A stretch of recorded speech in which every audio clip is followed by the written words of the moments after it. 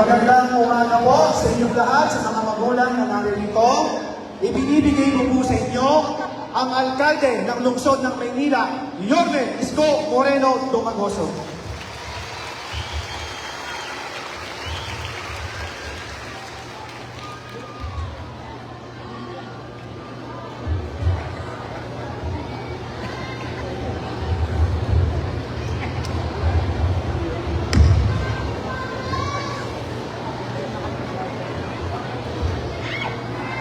Hi.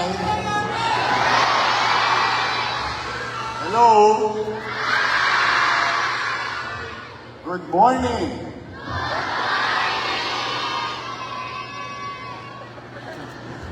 Excited na ba kayo? Magandang umaga sa inyo at sa inyo rin mga magulang na ngayong araw na ito ay tatanggap ng tulong upang maibsan, mabawasan ang kanilang gastusin para sa ating mga batang Maynila sa kanilang pag-aaral. Ako'y taus-puso nagpapasalamat sa sipag at mabilis din kumilos ng mga staff natin sa MDSW. Palakpakan niyo sila.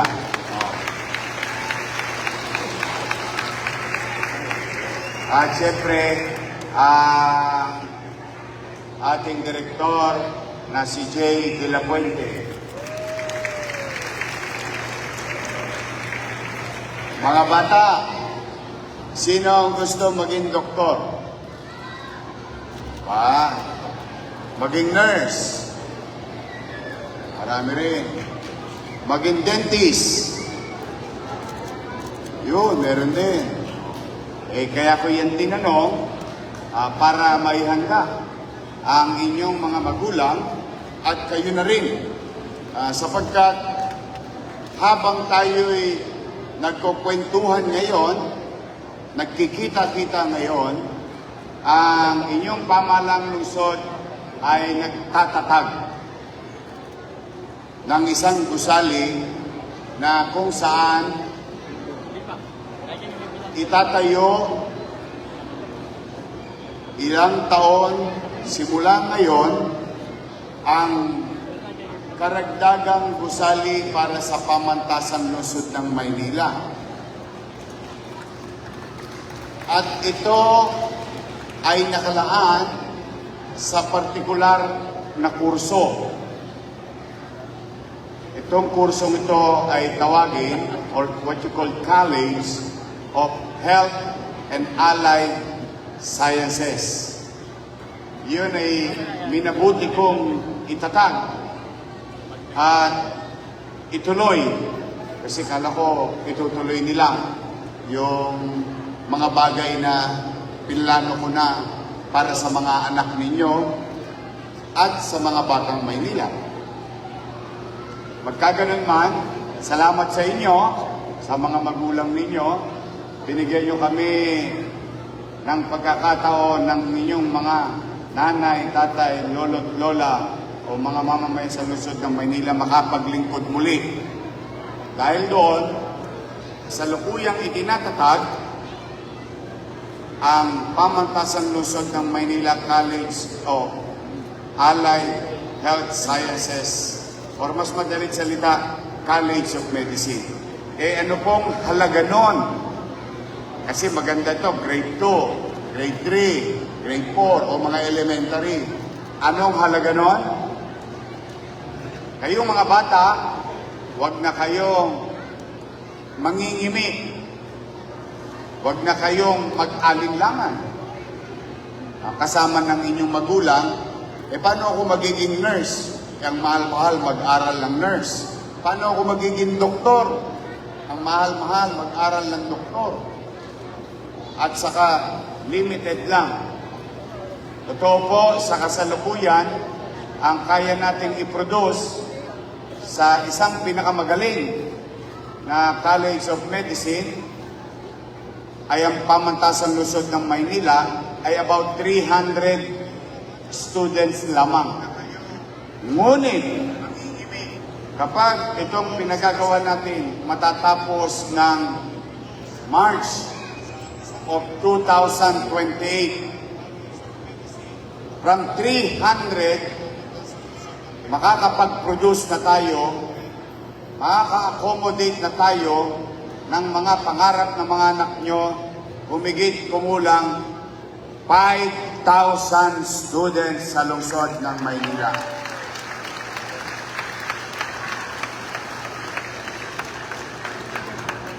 So, kaya mga bata, ulitin ko, sino maging gustong doktor, nurse, dentist, lab tech, and so on and so forth. Pag yun ay ginusto ninyo, by the time, maaaring hindi pa ngayon, no?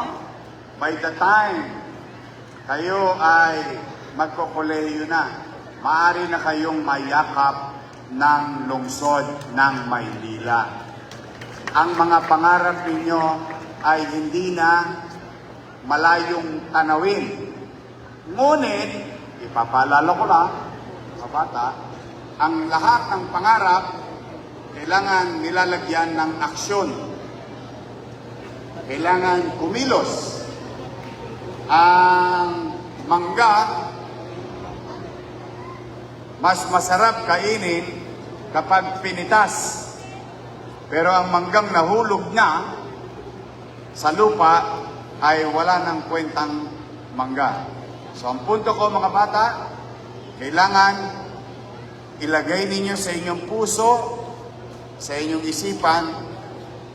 Narinig ko si Yorme, nagpapagawa ng eskwelahan. Sabi niya, pwede pala akong maging doktor kasi ang PLN lumaki, lumawak. Kaya ngayon pa lang, mag-aaral akong mabuti. Kaya nyo bang gawin yun? Talaga? Sino grade 2? Grade 2, grade 2. Challenge. Nung grade 2 ako, first honor ako. Sa Rosauro Almario Elementary School, sinabitan ako ng medalya. Kasi magaling daw ako mag-aral. Sabi ng teacher ko, si Mrs. Laseste. Pero ibig sabihin, na kaya ko, kaya nyo din. Sino ang madalas walang baon? Taas ang kamay. Wala kayong baon? Taas ang kamay. Mayaman. Paminsan-minsan, wala kayong baon. Paminsan-minsan, hindi kayo kumakain ng agahan. Buti pa kayo, paminsan-minsan, ako madalas. Madalas na walang baon, madalas na walang almusal.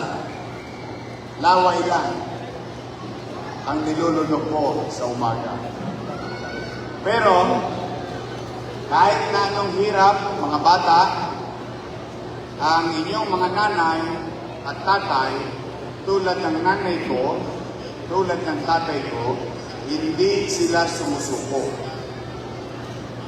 Lahat yan, walang magulang na ayaw niyang kumakalam ang sikmura ng kanyang anak. Kaya lamang, dala ng hirap ng buhay, talaga naman, hihintay na lang niya kayong umuwi ng tanghalian para ma-reserve sa refrigerator ninyo at good for the day na yun. So, ibig sabihin, you pursue whatever challenges in between. Kung ano man ang mga hamon sa pagitan, kailangan patuloy ninyong habulin, tunguhin yung inyong pangarap sa ngayon pa lamang ay pagbutihan nyo ng maging mag-aaral. Kasi ang lahat ng itatanim nyo ngayon, mga bata, ay siyang aanihin ninyo sa kalaunan. Sinabi ba ng teacher ninyo, katulad ng teacher ko, sinabi, kapag may tinanim, naalala niyo pala, ako elementary ko pa narinig yon sa teacher ko. Kapag may tinanim, pag mabuti ang tinanim, mabuti ang pagsipag ang tinanim, ginhawa ang at yan, hindi madali. Pero hindi imposible. Bakit? Mga bata, taas ang kamay na pakiramdam ninyo, mahirap ang buhay natin. Taas ang kamay. See? Ibig sabihin, pare-pareho tayo. Wala tayong pinagkaiba. Sino nag-aaral sa public school? Pare-pareho rin tayo. Pero, baka mamaya, isa sa inyo, lahat kayo rito, isa sa inyo, hindi lang maging doktor. Baka maging mayor din kayo. Sino gusto maging mayor? Sino gusto maging vice mayor? See? Kaya, ulitin ko, ang pangarap ang magbibigay ng liwanag sa kalsadang inyong tatahakin. So, kayo lang ang mamimili. Anong gusto nyo? Gasera? Kandila? O halogen? Kaya walang limit. So it is only you and up to you. Ang pagsisikap para sa magandang kinabukasan, ang edukasyon ay isang susi at gamit na maaari nating makuha at gamitin upang tayo magtagumpay sa pamumuhay. But for the meantime, pumanatag kayo, mga nanay, mga tatay, na narito.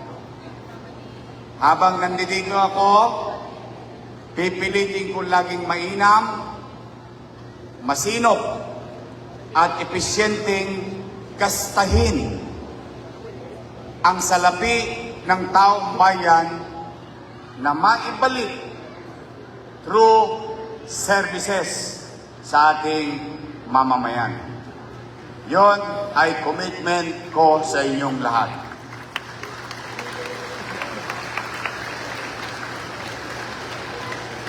At patuloy tayong mamumuhunan.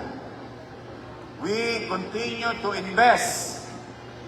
Mamumuhunan tayo sa MBN. Minimum Basic Needs. Housing, education, healthcare, and jobs. Bakit? Kapag ang pamilya may sariling mauuwian, maaliwalas na bahay, matutulog ng mahimbing sama-sama. Paggising sa umaga, ang bata papasok sa isang maganda, moderno, competitive, educational facility, gaganahan. At ang tatay papasok sa trabaho. Kapag nagkasakit ang pamilya, may matatakbuhang maayos, episyente, may ekwipo, gamot, at professional. Buo na ang pang-araw-araw na pangangailangan ng bawat pamilyang Manileño. Sa programang ito, na aking paniwala, since then, since yesterday, since today, and it will be tomorrow, ay kung saan ang pangarap ko, ang bawat pamilya ay tumaas ang antas ng pamumuhay. Hindi ko kayo mapapayaman, hindi ako lotto out, hindi ako pantalpakan. Oh. Pero, ang gobyerno, kayang pataasin ang antas ng pamumuhay ng kanyang nasasakupan.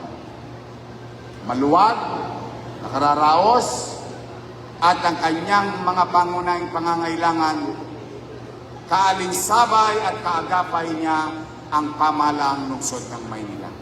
Katulad ng pagsasama-sama natin ngayong umaga.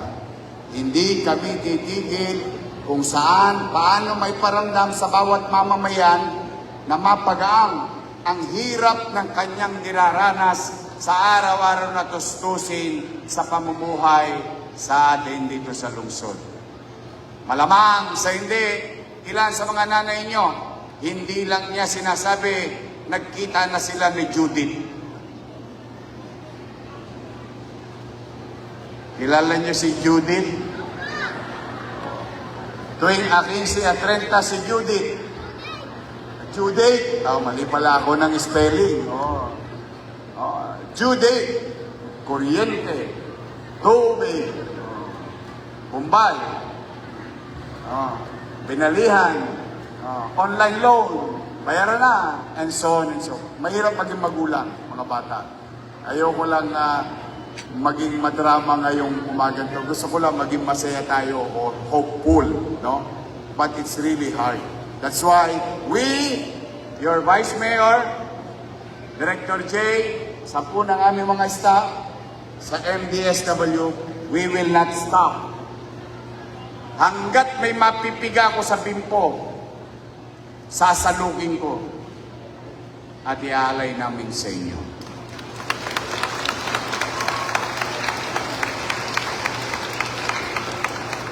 Bilang Panguli, makikiusap lang ako.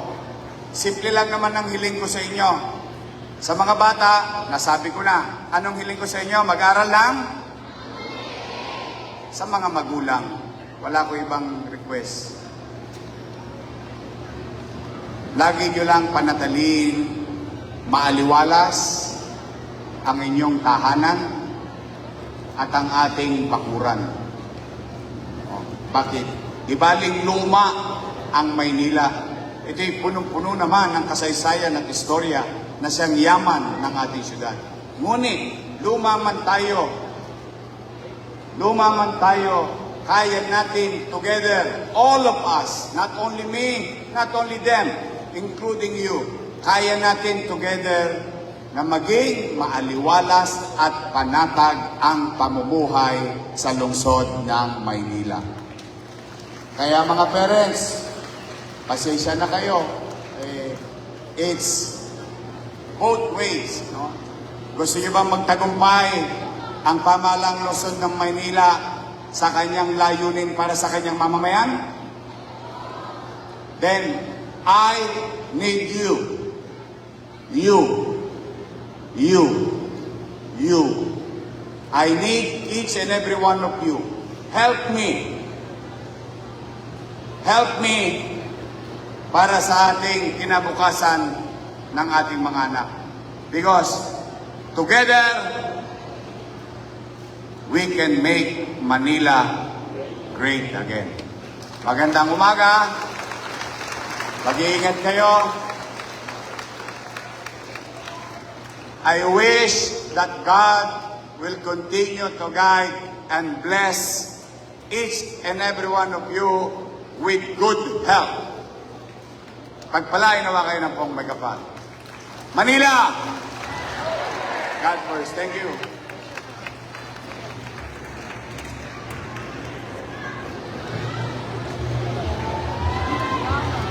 Mga bata, ano po sasabihin natin sa ating mga lalaki na gusto ng Manila?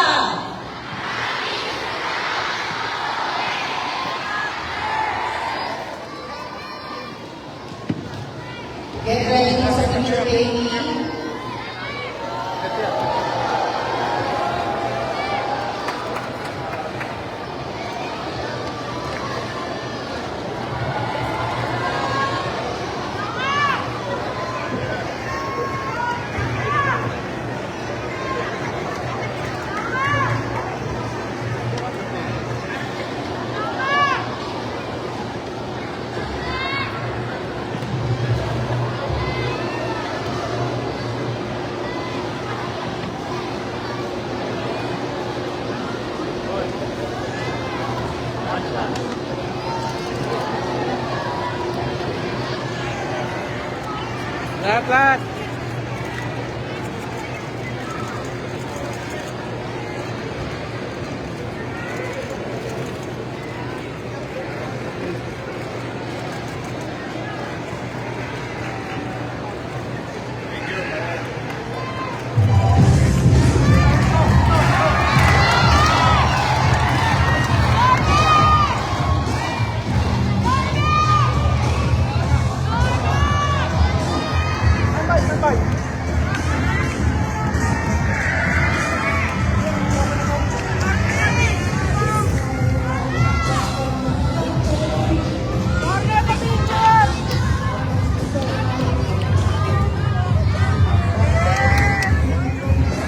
Wala po tayo gusto po ang alamin na po tayo ng ating mga alcalde ng Luzon ng Maynila, Honorable Francisco Yorme Isko Moreno Domagoso, kasama po ang ating Vice Alcalde ng Luzon ng Maynila, ang ating Mayor, Manila Vice Mayor, Angela Lechi Achesa, kasama po ang ating Director ng Manila Department of Social Welfare, Honorable Director J.